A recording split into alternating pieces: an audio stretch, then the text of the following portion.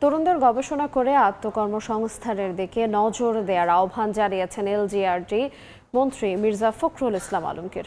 সকালে ঠাকুরগাঁও সদরে সোলাইমান আলীর উদ্ভাবিত সোলার প্যানেলের উদ্বোধন করে এ কথা বলেন তিনি। এ সময় সম্পূর্ণভাবে নিজের চেষ্টায় বিদ্যুৎ উৎপাদনে ভূমিকা রাখা সোলাইমান আলীর প্রশংসাও করেন মন্ত্রী। সোলাইমান আলীকে প্রযুক্তিগত সহায়তার আশ্বাস দেন তিনি।